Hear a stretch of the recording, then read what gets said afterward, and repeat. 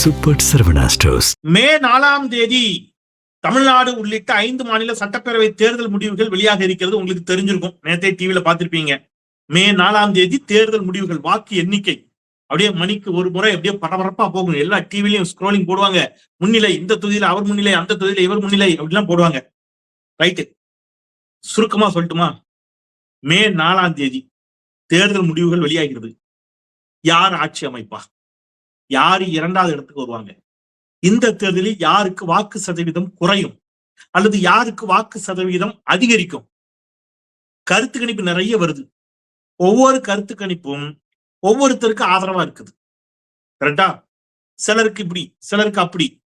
நேத்து கூட ஒரு கருத்து கணிப்பு வந்திருக்குது. அந்த கருத்து கணிப்பை பற்றி கேள்வி கேட்டாங்கன்னா, செய்தியாளர்கள் கேள்வி கேட்டாங்கன்னா, கருத்து கணிப்பு நடத்தினவருக்கு பதில் சொல்ல தெரியல, முழிக்கிறார். சரியா? இப்படி எல்லாம் வருது. அவங்க 2 கோடி ரூபாய் வாங்கிட்டு அந்த கருத்து கணிப்பை நடத்தியதாக சில தகவல்கள் எல்லாம் வெளியில வந்திருக்குது. சரி, இதெல்லாம் ஒரு பக்கம் இருக்கட்டும். நீங்க சொல்லுங்க, தேர்தல் முடிவுகள் எப்படி இருக்கும் அப்படின்னு என்கிட்ட கேட்டீங்கன்னா, நான் எழுதி வேணாலும் கொடுக்குறேன். இப்படித்தான் இருக்கும் தேர்தல் முடிவுகள். எப்படின்னு கேக்குறீங்களா? அதைத்தான் வீடியோக்குள்ள சொல்ல போறேன். தேர்தல் முடிவுகள் மிக நிச்சயமாக இப்படித்தான் இருக்கும் என்பதை உங்களுக்கு சொல்வதுதான் இந்த வீடியோவின் நோக்கம். அது மட்டுமல்ல, ஐயா விஜய் டெல்லிக்கு போயிட்டு வந்தார் நேத்து. அங்க என்ன நடந்துச்சு அதையும் சேர்த்து நாம இன்னைக்கு இந்த வீடியோவில் பேச இருக்கின்றோம். வீடியோவுக்கு செல்வோம்.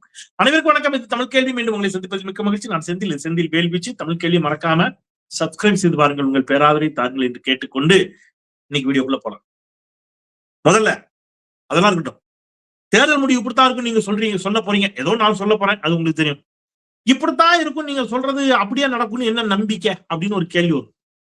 அதை முதல்ல சொல்லிட்டு தேர்தல் முடிவு எப்படி இருக்குன்னு சொல்றேன். சார், நான் உங்க எல்லாருக்கும் தெரியும், தமிழ் கேள்வி சொந்தங்களுக்கு தொடர்ச்சியா தெரியும். ரொம்ப பின்னாடி கூட போல, இப்ப சமீபத்தில் நடந்தது சொல்றேன். எல்லாரும், பெரும்பாலானவர்கள், எல்லாரும் சொல்லக்கூடாது, பெரும்பாலானவர்கள் ஒரு முடிவுக்கு வந்துட்டீங்க. என்ன முடிவுக்கு வந்துட்டாங்க? என்னன்னு? திமுக கூட்டணியிலிருந்து காங்கிரஸ் வெளியேறுங்கிற மாதிரியான ஒரு முடிவுக்கு எல்லாரும் வந்தீங்க. பல பேர் தொலைக்காட்சி விவாதத்துல என் கூட பேசினவங்க எல்லாம் சூட அணைச்சு சத்தியம் பண்ணாங்க. திமுக கூட்டணியிலிருந்து காங்கிரஸ் வெளியேற போகிறது, காங்கிரஸ் தாவேகா கூட்டணிக்கு பேச்சுவார்த்தை, ஹைதராபாத் கிளம்பி போயிட்டே இருக்கிறாரு ஆதவ் அர்ஜுனா, அங்க ஏற்கனவே அவர் காத்திருக்கிறார், ராகுல் காந்தி காத்திருக்கிறாரு, விஜய் அங்க இப்படிலாம் பல கதைகள் சுவாரஸ்யமாக கட்டி எழுப்பப்பட்டுச்சு. ஸ்ட்ராங்கா நான் சொன்னேன், திமுக கூட்டணியில் தான் காங்கிரஸ் நீடிக்கும். உறுதியா சொன்னேன். ரைட், அப்படியே தான் நடந்திருக்கிறது. நடந்துச்சா? சரி, விஜய் பாஜக கூட்டணியில போயிருவாரு, காங்கிரஸ் திமுக கூட்டணியில் நீடிக்குங்கிறத உறுதியா சொன்னேன். விஜய் பாஜக கூட்டணிக்கு போவாருன்னு ஒரு 2-3 நாளா கட்டி எழுப்புனாங்க. நான் உறுதியா சொன்னேன், அதற்கான வாய்ப்பு இல்லவே இல்லை, நடக்காது. ஒருவேளை அப்படி நடந்தால் நான் வெளிப்படையாக ஒத்துக்கொள்கிறேன். நான் கணித்த, இதுவரைக்கும் நான் கணிச்சதுல எல்லாம் சரியா நடந்திருக்கு, இது ஒண்ணு தப்பா இருக்குங்கிறத ஒத்துக்கிறது எனக்கு ஒன்னும் பிரச்சனை இல்லைங்கிறதையும் நான் சொன்னேன். ஆனா இப்ப இன்னைக்கு வந்திருக்கிற செய்தி, நிர்மல்குமார் உள்ளிட்டவர்கள் எல்லாருமே தாவேக்காவை சேர்ந்தவர்கள் செங்கோட்டையெல்லாம் சொல்லிட்டாங்க, இல்ல நாங்க தேசிய ஜனநாயக கூட்டணிக்கு எல்லாம் போகல, நாங்க பிஜேபி கூட்டணியில சேர்றதுக்கு எந்த பேச்சுவார்த்தையும் நடத்தலைன்னு அவங்க சொல்லிட்டாங்க. அப்ப ஆசான் டேட் அதுவும் நம்ம சொன்னது அப்படியே நடந்திருக்கு. கொஞ்சம் பின்னாடி போய் பாத்தீங்கன்னா செங்கோட்டையன் தாவேக்காவிற்கு போவாருங்கிறத உறுதியா நான் தான் சொன்னேன். அப்படி ஒரு பேச்சே இல்லாத போது நான் சொன்னேன், அது கரெக்டா நடந்துச்சு. போன தேர்தலில் பாஜக தனித்த பெரும்பான்மை பெறாது, ஆனால் பாஜக தான் மீண்டும் ஆட்சி அமைக்கும் அப்படிங்கிறத 2024 நாடாளுமன்ற தேர்தல் இப்படித்தான் இருக்கும்னு சொன்னேன். அப்படியே தான் வந்துச்சு. நிதிஷ் மற்றும் சந்திரபாபு ஆதரவோடு தான் ஆட்சி சொன்னோம், கரெக்டா நடந்துச்சு. அதிமுக கடந்த நாடாளுமன்ற தேர்தலில் இனி ஒருபோது பாஜக ஒரு கூட்டணி வைக்க மாட்டோம் என்று சொன்ன போது தமிழ் கேள்வியில நான் கிறிஸ்டல் கிளியரா சொன்னேன், எழுதி வச்சுக்கங்க, இது கொஞ்ச நாளைக்கு தான். 2026 சட்டமன்ற தேர்தல் வருகின்ற பொழுது அதிமுகவும் பாஜகவும் ஓரணியில் நிற்பார்கள் நான் சொன்னேன். அதான் நடந்துச்சு. ரைட்டா? அன்னைக்கு எஸ்டிபிஐ மாநாட்டுல அவர் சத்தியம் பண்ணாரு, ஐயா எடப்பாடி பழனிசாமி, பாஜகவோட இனி கூட்டணியே கிடையாதுன்னு. இது ஏமாத்தி வர நம்பாதீங்க, நான் வீடியோ போட்டிருக்கேன், தமிழ் கேள்வியில இருக்கு. அதேதான் இன்னைக்கு நடந்துச்சு. அப்ப நம்ம ஓபிஎஸும் இபிஎஸும் 2 பேரும் கையெழுத்து போடணும். இரட்டை தலைமை, இவர் ஒருங்கிணைப்பாளர், அவர் இணை ஒருங்கிணைப்பாளர், இதை மாத்தவே முடியாது அப்படின்னு ஊடக விவாதங்களில் பல பேர் பேசினாங்க. அவர்கள் சொல்லும் கருத்து கணிப்புகள் தான் சரி என்று தொடர்ந்து ஒரு கருத்துருவாக்கத்தை செய்யக்கூடிய சிலர் இந்த கருத்தை உறுதியா பேசினாங்க. என்னன்னு? இரட்டை தலைமையை மாத்த முடியாதுங்க. நான் உறுதியா சொன்னேன், எழுதி வச்சுக்கோங்க, ஓபிஎஸ் வெளியில அனுப்பிடுவாரு, எடப்பாடி பழனிசாமி பொதுச் செயலாளர் ஆவாரு, நீங்க வேணா பாருங்க, இது ஒரு நாள் நடக்குதா இல்லையா நீங்க பாருங்கன்னு சொன்னேன். அதேதான், எடப்பாடி பழனிசாமி பொதுச் செயலாளர் ஆனார், ஓபிஎஸ் வெளியில் வந்தார். சரியா? சோ இப்படி நிறைய சொல்லலாம். ரஜினிகாந்த் அரசியலுக்கு வரமாட்டாருங்கிறத முன்தினம் வரைக்கும் கரெக்டா சொன்னேன். விஜய் உறுதியா அரசியலுக்கு வருவாருங்கிறத அவருடைய அரசியல் வரியை பற்றிய பேச்சே இல்லாத போது சொன்னேன். பல விஷயங்களை நம்ம கரெக்டா கணித்திருக்கிறோம் என்பதற்காக இதை சொல்றேன். அந்த அடிப்படையில இப்போ நான் சொல்றேன், இந்த தேர்தல் முடிவுகள் எப்படி இருக்கும் அப்படின்னு கேட்டீங்கன்னா, மிக உறுதியாக மீண்டும் ஸ்டாலின் முதலமைச்சர் ஆகிறார். ஒரு லைன்ல சொல்லிக்கணும். சார் தப்பா போச்சுன்னா அப்படி நடக்கலன்னா முதல் முறையாக என்னுடைய கணிப்பு தவறியது அப்படின்னு நம்ம என்ன செஞ்சுக்கலாம், எடுத்துக்கலாம். தப்பா போகலைன்னா நான் இதுவரை கணித்த அனைத்தும் சரியாக நடந்திருக்கிறது, இதுவும் சரியாக நடந்திருக்கிறது, நீங்க எடுத்துக்கங்க. அவ்வளவுதான். ரொம்ப சிம்பிள். இதுக்கு மேல இதுல வேற என்ன இருக்கு? பெரிய நமக்கு என்ன கிரீடமா வைக்க போறாங்க? அதெல்லாம் ஒண்ணு இல்லை. ஏன் இதை சொல்றேன் சார்? இது உங்க விருப்பமா யதார்த்தமா அப்படின்னா, என் விருப்பமும் இதுதான், யதார்த்தமும் இதுதான். இப்போ பிஜேபி திருப்பி ஒன்றியத்துல ஆட்சிக்கு வரக்கூடாது அப்படிங்கிறது என்னுடைய விருப்பம். எப்போ நடந்து முடிந்த தேர்தலையும் அதான் என் விருப்பமா இருந்துச்சு. மோடி மீண்டும் பிரதமர் ஆகிவிடக் கூடாது அப்படிங்கிறது என்னுடைய விருப்பம். ஆனால் யதார்த்தம் மோடி தான் மீண்டும் பிரதமராக வருவார் அப்படிங்கிறது. நான் சொல்றது 2024 இனி வரப்போற தேர்தல், இப்ப முடிஞ்ச தேர்தல். அப்ப என் விருப்பம் வேறு, யதார்த்தம் வேறு. இங்க என் விருப்பமும் இதுதான், யதார்த்தமும் இதுதான். என் விருப்பம் மீண்டும் ஸ்டாலின் முதலமைச்சர் ஆக வேண்டும் என்பது, யதார்த்தமும் அதுதான். ஏன்னா கள நிலவரம் அதைத்தான் சொல்லுகிறது அப்படிங்கிறத நான் சொல்றேன்.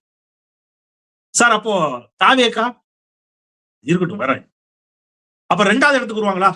விஜய் சொல்ற மாதிரி போட்டி டிவிகேவுக்கும் டிஎம்கேவுக்கும் தானா அப்படின்னு கேட்டீங்கன்னா, சென்னை உள்ளிட்ட பெருநகரங்களில் நல்லா கொஞ்சிங்க, சென்னை உள்ளிட்ட பெருநகரங்களில் தேர்தல் முடிவுகள் வரும்போது உங்களுக்கு அது தெரியும்.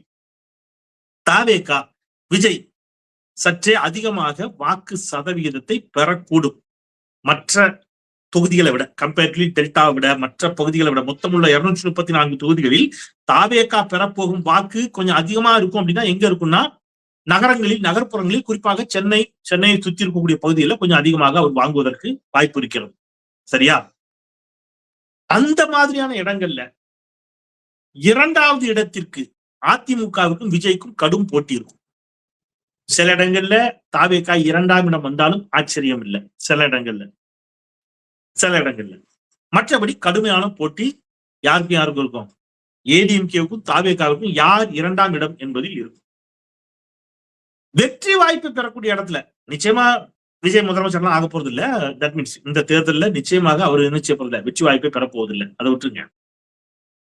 அதிமுக எம்எல்ஏக்களாக கணிசமான இடங்களை பெறுவார்களான்னா அவங்க விஜயை விட, தாவேகாவை விட எம்எல்ஏக்களை பெறக்கூடிய வாய்ப்பு யாருக்கு தான் இருக்கு? அதிமுக தான் இன்னமும் இருக்குது. ஆட்சி கட்சியாக ஸ்டாலின் நிச்சயம் வருவார். அதிமுக அதன் கூட்டணியை சேர்ந்தவர்கள் என்ன செய்வாங்க? அவங்க எம்எல்ஏக்களாக வெற்றி பெறுவார்கள்.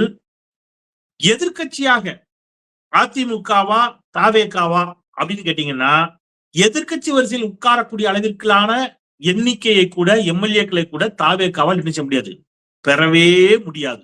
பெற முடியாதுன்னு சொல்லல, பெறவே முடியாது இந்த தேர்தல்ல. அப்ப போட்டி என்பது கிட்டத்தட்ட திமுகவுக்கும் அதிமுகவுக்குமானதாகத்தான் இருக்கும். வாக்கு சதவீதத்துல தாவேகா கொஞ்சம் அதிமுகவை நெருங்கி நிற்கும், அது வேற. பட் அது சீட்டா கன்வெர்ட் ஆகுமா அப்படிங்கறதுல பெரிய சந்தேகம் இருக்கிறது. ரைட். இப்போ அப்ப ஃபர்ஸ்ட் இடம் திமுக. பரவலாக தமிழ்நாடு முழுவதுக்கும் ஆவரேஜ் எடுத்தீங்கன்னா, ஆவரேஜா 2வது இடம் அதிமுக. சில இடங்களில் 2வது இடம் தாவேகா அப்படி வச்சுக்கோங்க. சில இடங்களில் ஆவரேஜா அதிமுக. அப்போ ஃபர்ஸ்ட் இடம் திமுக, 2வது அதிமுக, 3வது தாவேகா அப்படி வச்சுக்கிட்டீங்கன்னா, 4வது இடத்திற்கு யார் தள்ளப்படுவார்? 3வது இடத்திலிருந்து 4வது இடத்திற்கு நாம் தமிழர் சீமான் தள்ளப்படுவார். சீமான் பெறக்கூடிய வாக்குகள், நாம் தமிழர் கட்சியினுடைய வாக்குகள் என்பது தாவேகாவின் வாக்கு சதவீதத்தை விட குறைவானதாகத்தான் இருக்கும். இன்னும் ஒருபடி மேல போய் சொல்லணும்னா, கடந்த நாடாளுமன்ற தேர்தலில் நாம் தமிழர் பெற்ற வாக்கு சதவிகிதத்தை தக்க வைத்துக் கொள்ளுமா நாம் தமிழர் அப்படிங்கிறதே ஐயப்பாடுதான். அதை விட கொஞ்சம் குறைந்தால் ஆச்சரியம் இல்லை. எதை விட? கடந்த முறை நாம் தமிழர் பெற்ற வாக்குகளை விட சற்றே அவர்களுக்கு குறைந்தால் ஆச்சரியம் இல்லை. ஒருவேளை அவங்க அதே வாக்கு சதவீதத்தை தக்க வச்சுக்கிட்டாங்க, அல்லது கொஞ்சம் கூடுதலா வாக்கு சதவீதம் வாங்கினாங்கன்னு வச்சுக்கோங்க. யாரு? நாம் தமிழர் சீமான் அதே வாக்கு சதவீதத்தை தக்க வைத்துக் கொண்டோ அல்லது ஒரு 1/2% 1% அதிகமாகவோ வாங்கினார் என்று சொன்னால், கடந்த நாடாளுமன்ற தேர்தலில் அவருக்கு விழுந்த வாக்குகள் முழுமையாக அவருக்கான வாக்குகள் என்று அர்த்தம். ஒருவேளை குறைஞ்சது அப்படின்னா என்ன அர்த்தம் அப்படின்னு கேட்டீங்கன்னா, கடந்த நாடாளுமன்ற தேர்தலில் அவர் 7% மேல வாங்கினார் இல்லையா, அதுல அவருடைய ஓட்டு 3.5% இருக்கும், 3.5% இருக்கும் வச்சுங்க. மீதி பர்சன்டேஜ்ங்கிறது தாவேகாவின் வாக்குகள் என்று ஆகும். ஏன்னா தாவேகா கட்சி ஆரம்பிச்சிட்டாரு, விஜய் கட்சி ஆரம்பிச்சிட்டாரு. ஆனா கடந்த நாடாளுமன்ற தேர்தலில் போட்டியிடவில்லை. போட்டியிடாத போது தாவேகாவினர் யாருக்கு வாக்களிச்சிருப்பாங்க? அவங்க திமுக வேண்டாம், அதிமுக வேண்டாம் நிக்கிறாங்க. அப்ப களத்துல அப்போ சீமான் நின்னாரு. சீமான் வந்து விஜய வானலாவ புகழ்ந்தாரப்ப சீமான் வந்து என்ன சொன்னாருன்னா, விஜய் என் தம்பி அப்படிலாம் பேசினாரு. விஜய் என் தம்பி, நாங்க அண்ணன் தம்பி அப்படிலாம் பேசினாரு. விஜய் எந்த இடத்துல இதை மறுக்கவே இல்லை, வாய் மூடி அமைதியாக இருந்தார். என் தம்பி மைக் எடுத்து பாடினது எனக்கு தானாரு. ஏன்னா அப்போ அந்த தேர்தலில் மைக் சின்னம் கொடுத்தாங்க சீமானுக்கு. அதனால விஜய் ரசிகர்கள், தாவேகா தொண்டர்கள் கணிசமாக சீமானுக்கு, நாம் தமிழருக்கு வாக்களித்திருக்க கூடும் என்பது என்னுடைய யூகம். தேர்தல் முடிவுகள் வருகின்ற பொழுது அதை நம்ம வந்து உறுதிப்படுத்தலாம். ஒருவேளை அப்படி இல்ல, அவரு 8% வாங்கிட்டாரு அப்படின்னா அவருக்கு கிடைச்ச வாக்கு தாவேகா வாக்கு இல்ல, சீமானுக்கான வாக்குன்னு நம்ம முடிவு பண்ணிக்கலாம். இல்லை குறைஞ்சிருச்சுன்னா நான் சொன்ன மாதிரி அது தாவேகா வாக்கு, அதை நம்ம பார்க்கலாம். பட் எதுவாக இருந்தாலும் சீமானை விட நிச்சயமா யார் ஓட்டு அதிகமா வாங்குவார்? விஜய் மிக அதிகமான வாக்குகளை வாங்குவார். அப்ப இந்த தேர்தலை பொறுத்தவரை சேதாரம் யாருக்குன்னு கேட்டீங்கன்னா, சீமானுக்கும் நாம் தமிழர் கட்சிக்கும் நிச்சயமாக பலத்த சேதாரம் இருக்கும். ஏன்னா அவங்க ஒரு பெரிய நம்பிக்கையோட இருக்காங்கல்ல, அதுக்கான வாய்ப்பு இல்லை அப்படிங்கிறது ஒன்று. சரி, என்ன நம்பிக்கையில சொல்றீங்க திமுக மீண்டும் ஆட்சி அமைக்க முடியும்? இந்த கடைசி 5000 ரூபாய் கொடுத்தாரு அந்த நம்பிக்கையிலையா? உள்ளபடியா மனசாட்சியோட சொல்லுங்க, எவ்வளவு திட்டங்கள். நீங்க ஒரு செங்கல் சூளையில் வேலை பார்க்கக்கூடிய ஒரு தொழிலாளியினுடைய மகன், அவர் செங்கச்சூளர், அவர் படிச்சது 5ஆம் வகுப்பு, அந்த அம்மா படிச்சது 8ஆம் வகுப்பு. பையன் கலெக்டர், IAS பாஸ் பண்ணியிருக்கிறான். நான் முதல்வன் திட்டத்தின் கீழ், அரசினுடைய திட்டத்தின் கீழ். நீங்க யோசிச்சு பாருங்க, ஒரு குடும்ப வாழ்க்கை, ஒரு குடும்பத்தை, ஒரு தலைமுறையே மாத்தி இருக்குது இந்த அரசு. ஒரு தலைமுறையே மாறிடுச்சு. அவங்க தலைமுறையில இதுக்கு முன்னாடி யார் IAS இருந்திருப்பா, யார் IPS இருந்திருப்பா இல்லையா? அவங்க தலைமுறையிலேயே முதல் தலைமுறை பட்டதாரி இவன், இந்த தம்பி. முதல் தலைமுறை பட்டதாரியாகவே அவன், அந்த தம்பி எங்க போறாரு? ஸ்ட்ரைட்டா மாவட்ட ஆட்சித்தலைவர் ஆகிறார், அல்லது IAS ஆகி வேற ஏதோ பொறுப்புல இருக்க போறாரு. யோசிச்சு பாருங்க, எவ்வளவு சொல்லும் போது நமக்கு எவ்வளவு மகிழ்ச்சியா இருக்கு.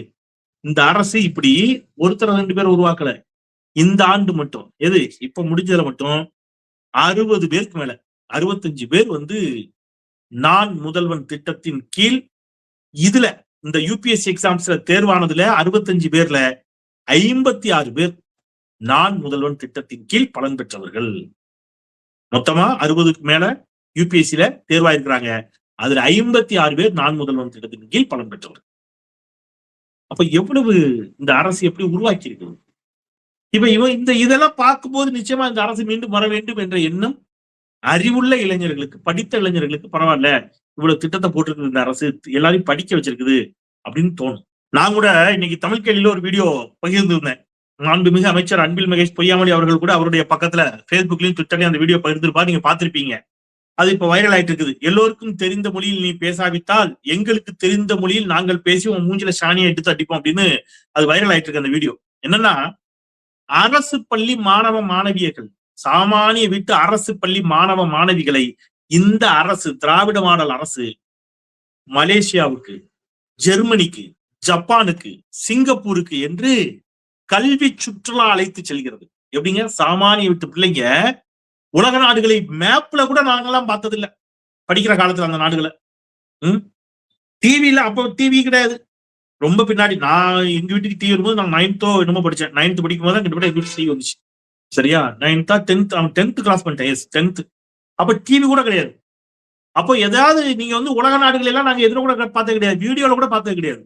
ஆனால் இன்றைக்கு சாமானிய வீட்டு பிள்ளைகள், அரசு பள்ளி மாணவ மாணவிகளை இந்த அரசு, மாண்புமிகு முதலமைச்சர் அவர்கள், மாண்புமிகு கல்வி அமைச்சர் அவர்கள் எங்க கூட்டு போறாங்க? வெளிநாடுகளுக்கு. அப்ப அங்க அந்த பிள்ளைங்க அங்க போகுது. அப்போ அப்படி ஜப்பானுக்கு போற பிள்ளைங்க அங்க இருக்கக்கூடிய ஜாப்பனீஸ் மொழியில, ஜப்பானிய மொழியில் சில வார்த்தைகளை கற்றுக்கொள்கிறார்கள். அதுல ஆர்வமா இருக்கக்கூடிய கல்லூரி பிள்ளைங்க, கல்லூரி படிக்கிற பெண் ஒரு மாணவி ஜப்பானிய மொழியை கத்துக்கிட்டா. அவங்க ஜப்பானிய மொழியில பேசி காட்டினாங்க அந்த மாணவி துணை முதலமைச்சர் முன்னாடி. இத மையமாக வைத்து நாங்க ஒரு சிறு குறும்படம் ஒன்று, ஒரு 2 நிமிடங்களுக்கு தமிழ் கேள்வி தயாரித்தது. சரிங்களா? அது இன்னைக்கு ரொம்ப வைரலா போயிட்டு இருக்குது. நான் அதை டிஸ்கிரிப்ஷன்ல கொடுக்குறேன், நீங்களும் அதை எடுத்து நிறைய பேருக்கு பகிருங்க. ஏன் இதை நான் சொல்றேன்னா, இந்தியாவில வேற எந்த மாநிலம் இதை செய்கிறது? அதுக்காக சொல்றேன். எப்படி வெற்றி பெறுவார் ஸ்டாலின் கேட்கறதுக்காக சொல்றேன். இவ்வளவு திட்டங்கள் வெறும் 5000 ரூபாய் 3000 ரூபாய் இல்ல. அதை தாண்டி இவ்வளவு திட்டங்களை நிச்சயமாக இந்த அரசு செஞ்சிருக்கு, கொண்டு வந்திருக்குது. ஒரு சாதாரண மலைவாழ் பழங்குடியின மாணவி இன்னைக்கு NIT குள்ள போறாங்க, IIT குள்ள போறாங்க. ஒரு செங்கல்சூளை தொழிலாளியினுடைய மகன் IAS IPS ஆகுறாரு. ஒரு சாதாரண ஆட்டோ ஓட்டுற தொழிலாளியினுடைய மகள், ஒரு சமர தொழிலாளியினுடைய மகள், இவங்க எல்லாம் எங்க இருக்கிறாங்க? தினக்கூலிகளாக வேலை செய்யக்கூடிய பல பேருடைய மகன், பிள்ளைகள், மாணவ மாணவிகள் மலேசியால, தைவான்ல, ஆஸ்திரேலியா, கனடா, சிங்கப்பூர், உலகின் பல நாடுகளில் இருக்கக்கூடிய மிகப்பெரிய சர்வதேச பல்கலைக்கழகங்களில் கல்வி பயின்று வருகிறார்கள். அரசு அனுப்புது. அப்போ இப்படியான பிள்ளைங்க மீது எனக்கு நம்பிக்கை இருக்குது. இந்த தற்குறி கூட்டம் ஒண்ணு இருக்கு, அதை விட்டுருங்க. விஜய் பின்னாடியே ஓடிக்கிட்டு இருக்கிறாங்க இல்லையா? அந்த குழந்தைங்களும் நம்ம வீட்டு பிள்ளைங்க தான், திருந்தி வருவாங்க. நம்ம இப்போ சமீபத்துல கூட ஒரு குழந்தை கொஞ்சம் அதிகமா அந்த 10 பருவத்திற்கே உண்டான ஒரு துடுக்குத்தனம்னு சொல்லுவோம் ஊர்ல, கிராமத்துல. அந்த மாதிரி அந்த குழந்தை வந்து என்ன பண்ணிட்டாங்க, கொஞ்சம் பேசிட்டாங்க. பேசிய பிறகுதான் சமூகம் அந்த குழந்தைய புறக்கணிக்குது அப்படின்னு தெரிகின்ற பொழுது அவங்களுக்கு புரியுது, ஐயோ நம்ம வந்து தப்பா பேசியிருக்கிறோம் அப்படின்னு. வருத்தம் தெரிவிச்சாங்க அந்த பாப்பா, பார்த்திருப்பீங்க. அப்ப கோபம் வரல. எல்லாம் நம்ம வீட்டு பிள்ளைங்க மாதிரி தானே.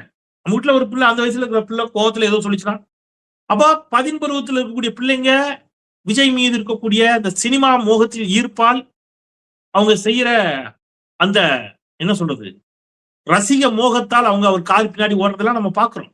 அவங்க எல்லாம் மாறுவாங்க. எப்ப மாறுவாங்கன்னா, இந்த மாதிரி படிச்ச பிள்ளைங்க, முன்னேறிய பிள்ளைகளை பார்க்கின்ற பொழுது. அதுக்குதான் அந்த வீடியோ நம்ம தமிழ் கேள்வி சார்பா அதை பண்ணோம்.